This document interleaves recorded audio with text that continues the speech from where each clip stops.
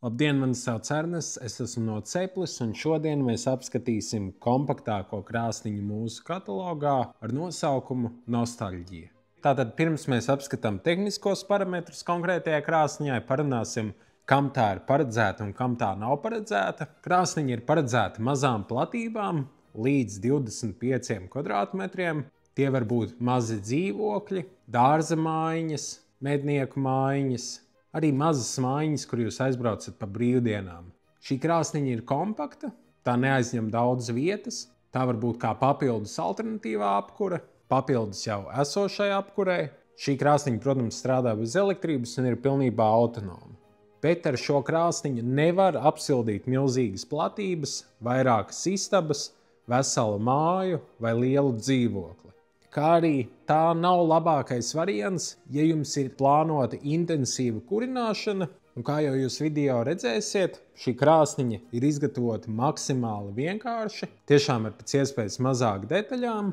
Krāsniņai nebūs pati augstākā efektivitāte, un kopumā krāsniņai ir vajadzīga ļoti maza investīcija, kā arī siltuma atdeve priekš krāsniņas izmēra ir ļoti liela. Ja ir nepieciešama krāsniņa intensīvai kurināšanai dienā, tad šis variants nebūtu pirmais, ko mēs rekomendētu. Tomēr ikdienišķai lietošanai būtu vēlams skatīties nedaudz lielāku krāsniņu, kā arī tad jau būtu vērts pievērst uzmanību efektivitātei. Ja tā ir kā papildus krāsniņa jau esošajai apkurei lielai mājai, tad šis ir lielisks variants, un arī mazām istabām, mazām mājām šis arī ir labs variants. Tagad iziesim cauri tehniskajiem parametriem. Krāsniņas augstums ir 50 cm, krāsniņas platums ir 35 cm un krāsniņas dziļums ir 50 cm. Krāsniņas svars ir 27 kg. Krāsniņas jauda ir 3 kW un ieteicamā apsildāmā platība kvadrātmetros būtu līdz 25 kvadrātmetriem. Dūmvada diametrs bez pārējas ir 120, bet ar iekļauto pārēju 130. Krāsniņa arī pilnībā izgatavota no čuguna, un tā nav tērauda detaļas. Protams, krāsniņai arī ir visi Eiropas Savienībā nepieciešamie certifikāti, un krāsniņā var kurināt malku, briketes, un šajā krāsniņā vēl drīkst pat kurināt ogles. Kas nozīmē, ka karstāka malka diži šai krāsniņai nekaitēs. Sieniņas ir pietiekami biezas, lai izturētu arī augstākas temperatūras. Tagad apskatīsim krāsniņas augšdaļu. Tā ir izgatavota no bieza čuguna. Ir viens izņemams riņķis, gatavošanai tiešas uguns. Čuguns ir nedaudz vairāk kā centimetru biezs. Dūmats šai krāsniņai iznāk tikai no augšas, un diametri 120 vai ar pārējais 130. Krāsnes durtiņas izgatavotas no čuguna, kromēts rokturis, un, lai tās atvērtu, ir jāpaceļ naudu uz augšu, un tās atverās pilnībā vaļā, atļaujot diezgan ērtu malkas ievietošanu. Apskatot pašas durtiņas, redzēt, ka degaukla nav izmantota. Kā jau iepriekš minēju, šī krāsniņa ir izgatavota ļoti vienkārši. Ir tāds nepareizs uzskats, ka daudz domā, ka degaukla ir tā, kas attur dūmu ieplūšanu istabā, bet patiesībā degauklas mērķis ir izolēt ārējo gaisu no iekļūšanas dekamerā. Izolējot ārējo gaisu no iekļūšanas dekamerā, principā var iegūt precīzāku regulāciju ar gaisa padevi. Bet šai krāsniņai tas nav tik būtiski, un tas arī nav tās izmantošanas mērķis.